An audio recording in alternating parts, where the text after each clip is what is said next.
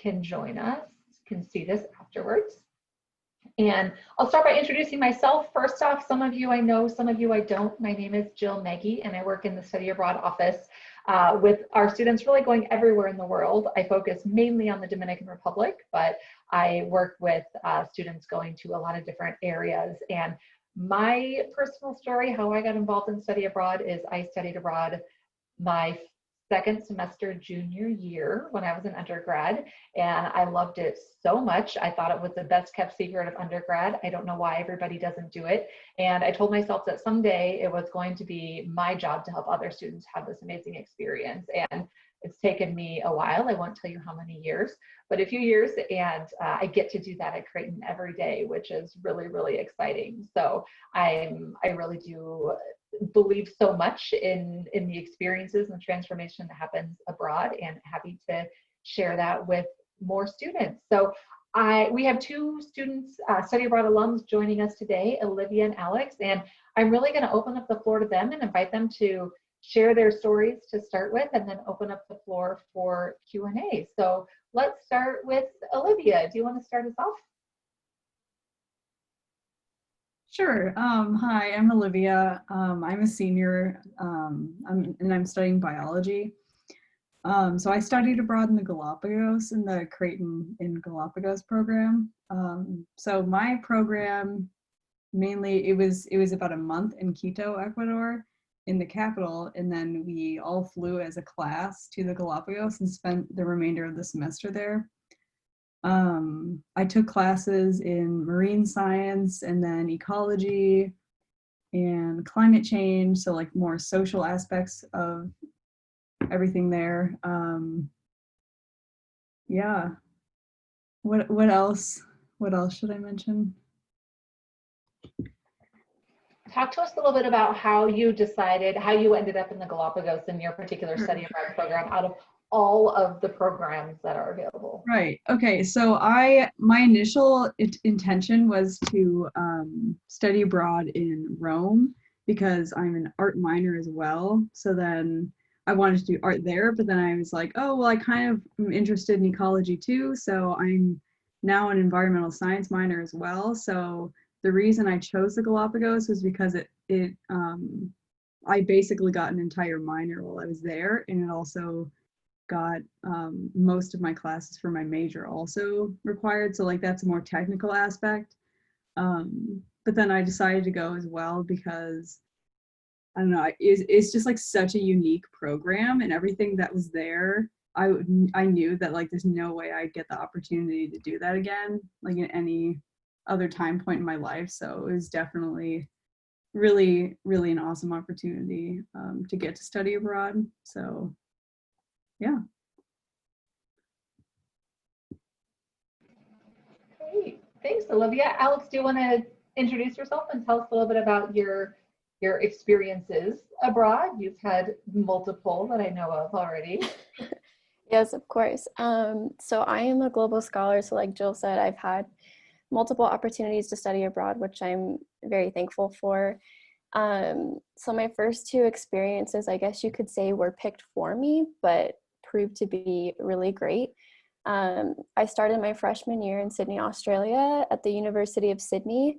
So that was definitely kind of right off the bat, starting an international experience. And it was at a big university. And so it was kind of dove into the deep end a little bit, but it was an incredible opportunity to just kind of grow as a person and have many opportunities that I didn't know were possible. Sorry, you're kidding. And so I did a lot of Magis core classes there. I was able to study Indigenous history while I was there, which was the study of like the Indigenous and Aboriginal people of Australia. So that was an opportunity I didn't know I had before. I studied psychology. What other classes? I'm trying to think. Just kind of basic core classes, which was a great start to my freshman year. I had the opportunity to travel to New Zealand while I was there as well. So kind of like how Olivia said, both Australia and New Zealand presented opportunities that I would have never had before. And I'd be willing to answer many questions about that program.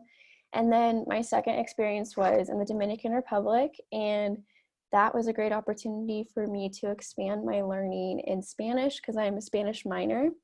I took a full load of credits there so I could answer questions on any classes you would probably need. That was definitely a complete opposite experience of Australia. It was very much more in touch with the culture and the people and the connections that you make. And also, if you're into service learning, it's a big abroad program that will be very beneficial to service learning as well. I was able to volunteer at a nursing home while I was there. So I'm kind of rambling at this point, but that kind of sums up my experiences. I was supposed to go to Spain, but that's okay, hopefully in the future. So yes, I've had a great time abroad. COVID has taught us all to be very flexible. So I'm going to ask one quick question and then open it up to the rest of our attendees here. So you both spent some time in non-English speaking destinations. Talk to us a little bit about how that was for you. Was the language a challenge if people are worried about, not speaking another language or not speaking it well or not speaking another language at all? What's your advice on that? I can start. So they speak Spanish in Ecuador, and I took Spanish in high school up until my sophomore year. So it was probably about 4 years since I've taken Spanish, and I wasn't very great to begin with. So it was definitely a struggle when I got there, but I kept like an open mind with it, and I knew like going in obviously that I wouldn't be great. But by the time I got back, I was like so comfortable speaking in Spanish, and my language skills like got so much better. It was honestly very shocking to me, like how much it could improve. But yeah, so while I was there, my host families didn't speak any English, so that really like forced me to practice all the time. And most people there, unless they were in tourism or my classes, so all my classes were in English. But besides that, so like if I were to go to a restaurant or anywhere else, everything was in Spanish. So I definitely practiced like every single day, just talking with people that weren't my classmates and stuff. So yeah, I would say for any other student that's nervous about it, just try to keep an open mind and know that like if you just trust the process, like you will get better at it, even though it definitely is frustrating. But there's also other ways of communication. So like body language also helps, and doing things like that. You can still like get your point across without being like perfect at speaking.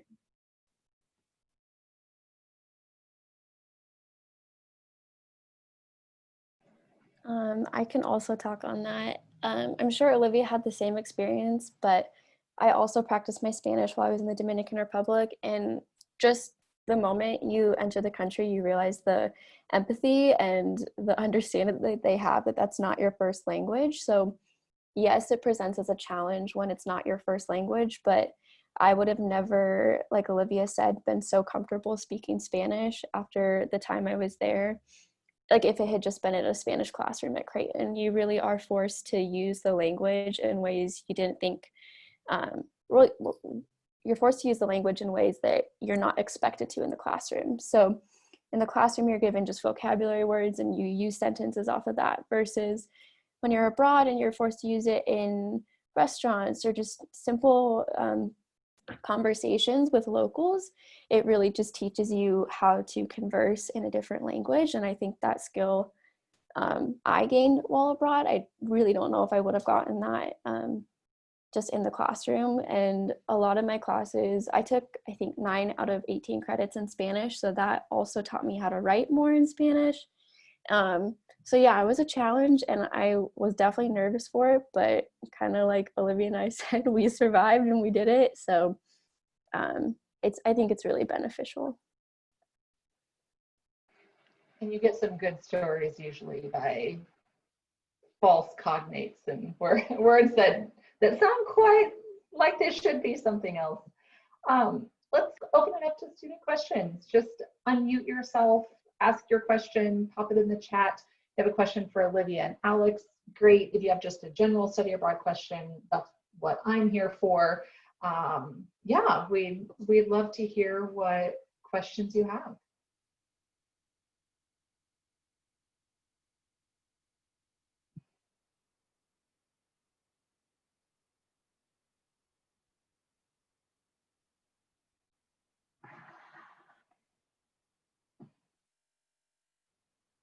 I'll ask another one while we wait. So, if you're considering studying abroad, there are a lot of reasons not to, and things that can be scary and potential roadblocks that might make a student say, never mind, not worth it, this is too much, I don't think I want to do this. What were some of the scariest aspects for you guys considering you're studying abroad, and how did you move through those? Because you obviously did and spent quite a long time abroad. What were some of those roadblocks for you, and how did you move through them?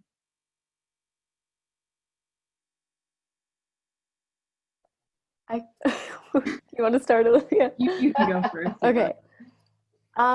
Initially, I guess my experience was a little different, but my first time abroad, having it be my first semester in college, I was definitely worried about not making connections when I got back. And I guess that could go for the same of when I left again. So I think a lot of people hesitate to study abroad because they don't want to miss out on Creighton's campus. But I can reassure you that you have enough time on Creighton's campus where the people that you love and you will miss when you're abroad will be there when you get back. So I just think studying abroad is so important because you just gain so much perspective, whether it's on culture or just even our own history. Kind of like I view the United States so differently because you see it from different different cultures' eyes, essentially, and you would have never gotten that experience if you hadn't left the US. So I just think it's important to kind of expand your bubble and to go out of your comfort zone, and like college is a time for growth, and going abroad is a really good opportunity for that.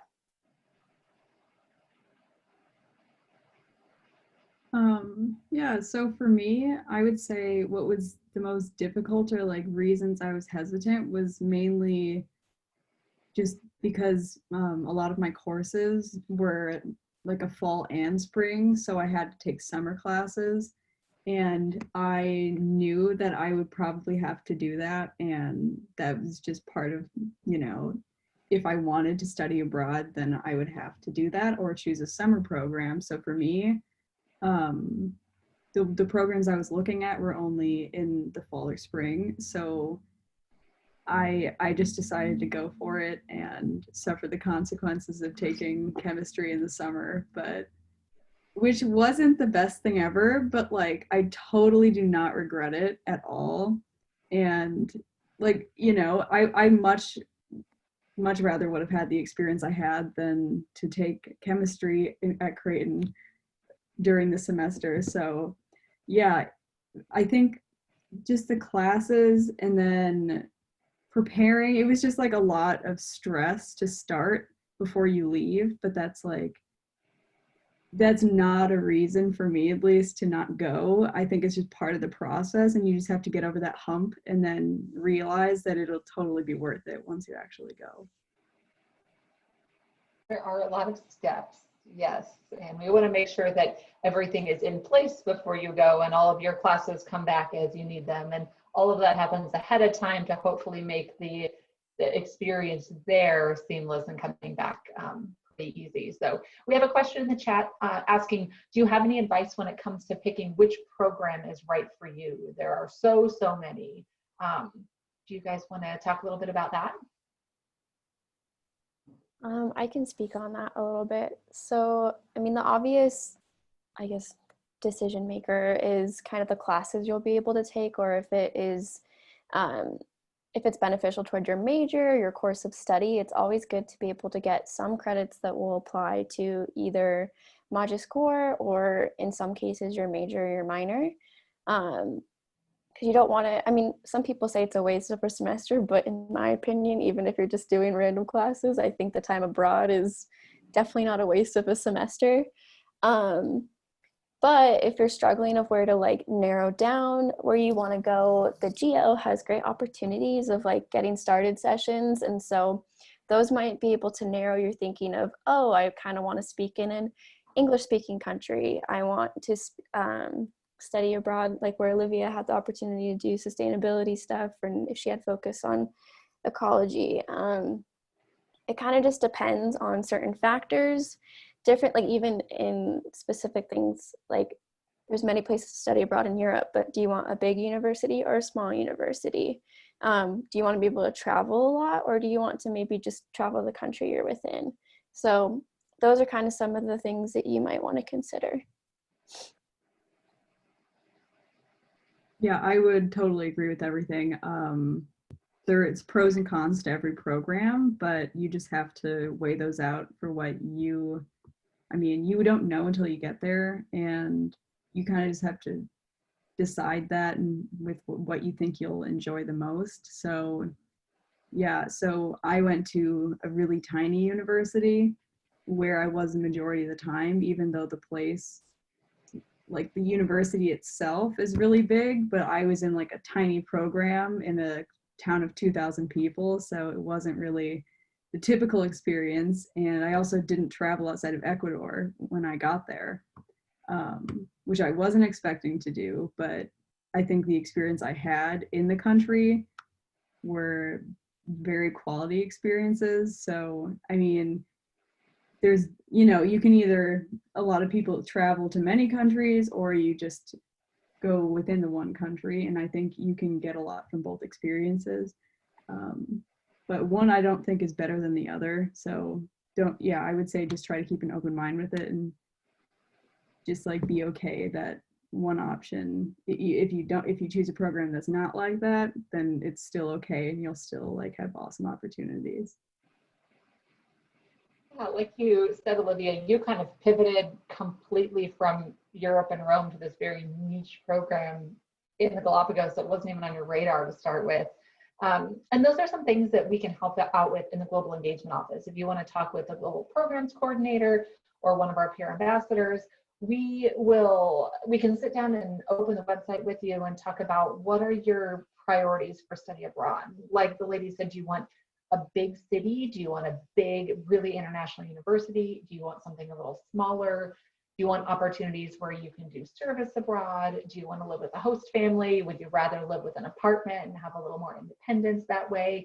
So talking through some of those things and what you kind of envision your study abroad to be is how we can kind of narrow down that huge offering of programs to a couple that might really fit well for you, with classes that you would need as well. And flexibility is really the name of the game, because there are so many outside factors, even before COVID, of traveling. Your point or your plan A might have been, our program in Sogong, but there are only 2 spots available, and if you were that third person, what are your plan B and C? So flexibility is really the name of the game, and there's really no bad choice. There's no bad opportunity. It's just being open and being open to receiving what the program has to offer you. So I have a question while we wait for other people. So what about your country surprised you when you got there, whether it is Australia or the DR, or Olivia, you said you spent a lot of time in Ecuador and really got to know that. What surprised you that you never saw coming going into that?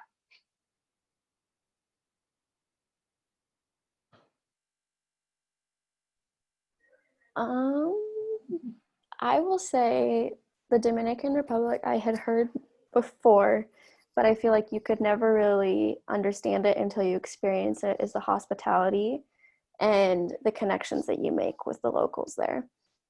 Just within the first week of me being there, we went on a scavenger hunt, and this was when we were still scared to speak Spanish, and we were trying to navigate from point A to point B in the city, and it was definitely a little nerve-wracking, but we would approach just random locals and use the little Spanish that we knew at the time, and they would literally like physically grab your hand and take you from point A to point B, and then they would converse with one another, even if they didn't know each other. So And then in my time in Compo, it was like they welcomed you with open arms and considered you family from the second that you moved in and started your service. So that surprised me, even though I had been told about it before. I think that's just something that any Encuentro student would talk about, but that is a huge component of the Dominican Republic, at least, and most countries, that they really like to just experience the foreigners and to help you out. But the Dominican Republic especially just has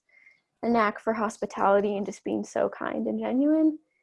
And then Australia, it seems very obvious, but I just didn't, I don't think I grasped how big Australia was. So some people like are shocked by the little traveling I did in Australia, and because I was able to go to New Zealand, and I think they thought I was going to go all the way around, but in reality it's like that's a huge continent that's also a country, and that was definitely difficult within my first year trying to figure out how to travel. So I think those are the two things that shocked me, which some were good and some were bad.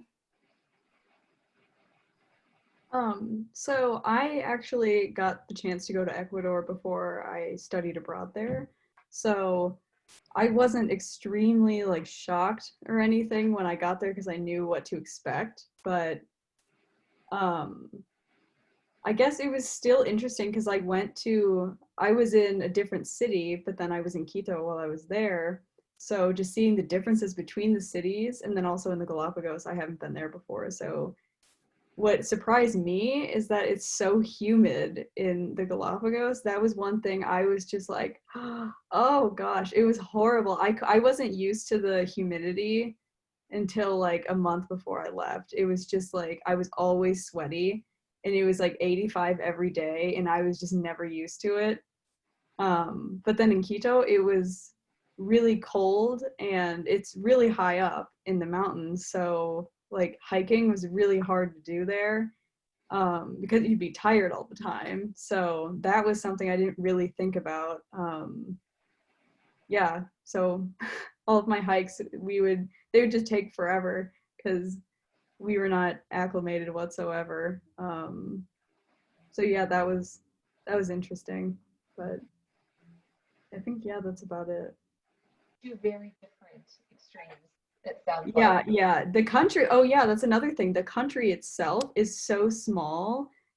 It's like smaller than Minnesota, and that's where I'm from. Like it's so tiny, but it took, I think, 12 hours just to drive from like one end to the other because it's like in the mountains. So you're going through like switchbacks, and you're going like 20 miles an hour through the whole thing. But if it were flat, it would take like 4. So it was just really interesting. The terrain there is crazy. It's like very, very unique. It's a very unique country. So yeah, that was something I was quite shocked at. There's like deserts in like the Andes and the Amazon, and then like the Galapagos. Like it's very strange. All essentially in Minnesota, in the size of Minnesota. Yeah, yeah. Well, we have another question that says, is there a right time to go abroad? I'm changing my slide here. Is there a right time to go abroad? I'm not sure if I should go in 2021 or 2022. What are the pros and cons of going sooner rather than later? So I can give a quick intro to this kind of from our Geo Study Abroad side, and then if you ladies have any specific thoughts, definitely chime in. But most of our students study abroad either sophomore or junior year. Those are the most popular times to study abroad. It's not impossible to go senior year, but sophomore or junior year are the most popular. And I would say students who study abroad sophomore year tend to take more classes that are Magis Core or electives or those types of things, kind of broader things, where students who study abroad junior year tend to be a little bit further along in your academic career and choose programs that have classes that are really specific to your major. So things that you really need to get those major requirements.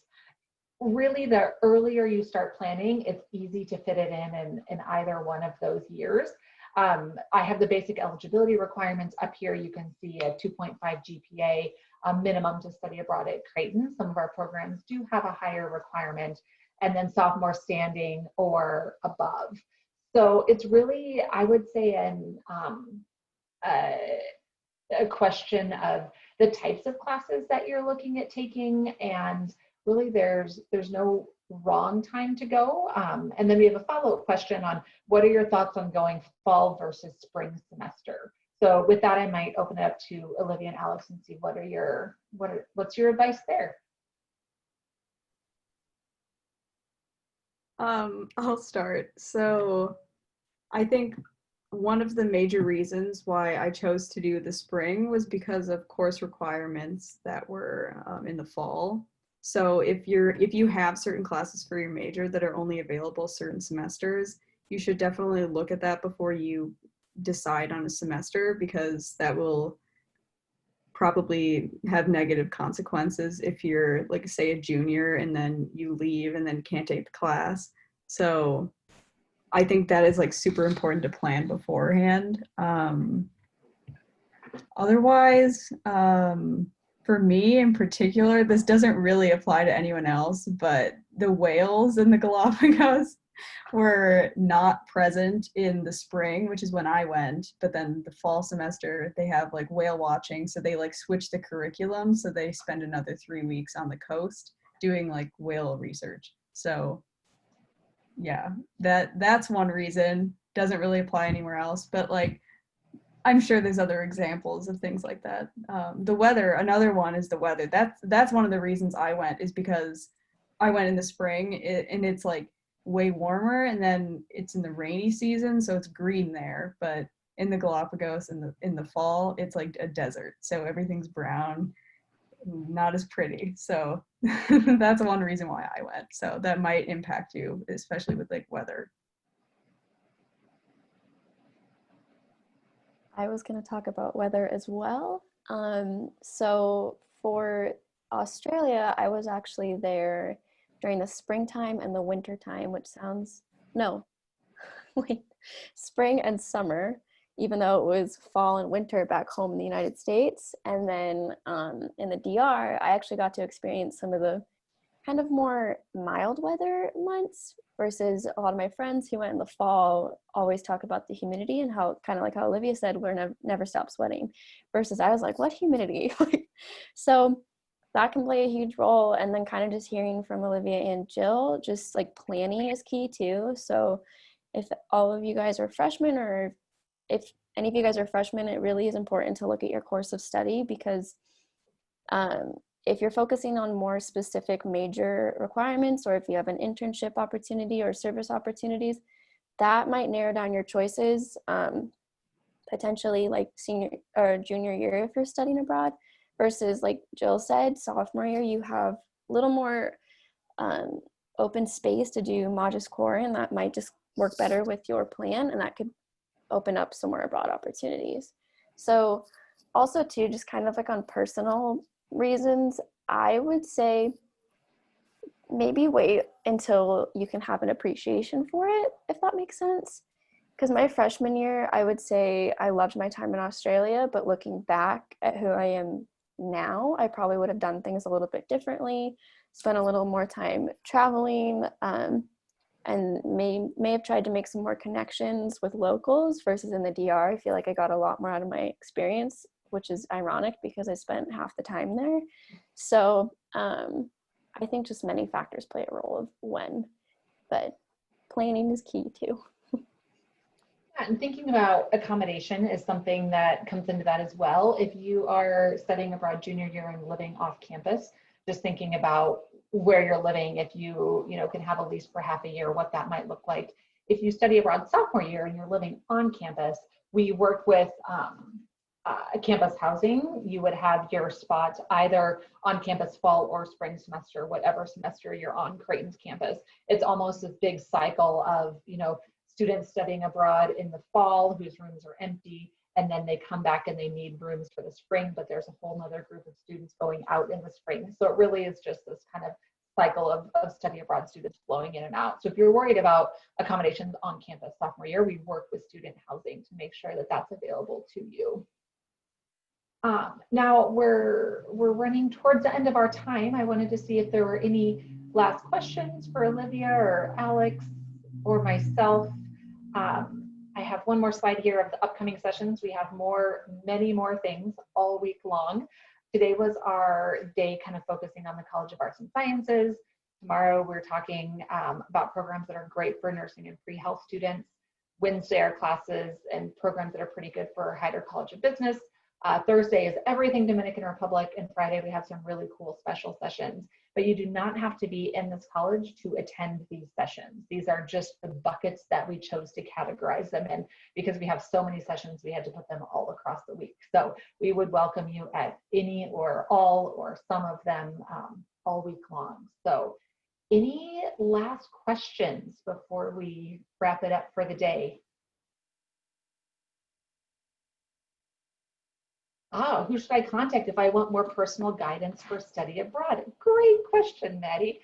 I couldn't have asked that any better. I'm going to pull up another screen here to share with you. And this is our study abroad website. So the best thing to do if you want to talk with the Global Programs Coordinator, it's just creighton.edu/study abroad. And if you click here on Study Abroad Team and Peer Ambassadors, you can see our whole team and our different focus areas that we have. So my colleague Lizzie works with short-term programs and special global programs. My colleague Krista works with all of our programs in Europe, UK, India, Africa. Kelly works with everything in Asia, Latin America, and Australia. And I work mainly in the Dominican Republic, so I get the easy job. So if you're really interested in an area of the world, definitely reach out to one of them. You can just schedule an appointment via Creighton Connect by clicking right here. And if you just want some basic information of saying, I don't even know how to start, one of the things you can do is join a Getting Started session. Every Friday at 12:30, we have a Zoom Getting Started session that really talks through the whole process of how to start and narrow down that process and how to start an application. Or you can reach out to one of our peer ambassadors. We have some returning study abroad students who work with us in the GEO, and we're going to have all their contact information here later this week. So that's a great place to start if you don't know an area that you're interested in and you just want like really general information. That's the best place to start to meet over Zoom or distance coffee or something like that. Yes, so what other questions? Anything else before we wrap up? Any final words of wisdom, Olivia or Alex? Just don't pass up the opportunity if you have it. Do it. Great. Well, thank you so much, everybody, for taking time to call in this evening. Thank you, Olivia and Alex, for taking time to share all of your stories. Are you okay if people reach out and ask to be connected with you? Are you okay if I share your emails if they reach out? Absolutely. So if you have questions, you can always email me from our Study Abroad website, and I can connect you with our two alums if you have specific questions for them. So we will end our session here on that note. Thank you again, everybody, and we hope to see you at some Zoom sessions in the future. Have a good evening.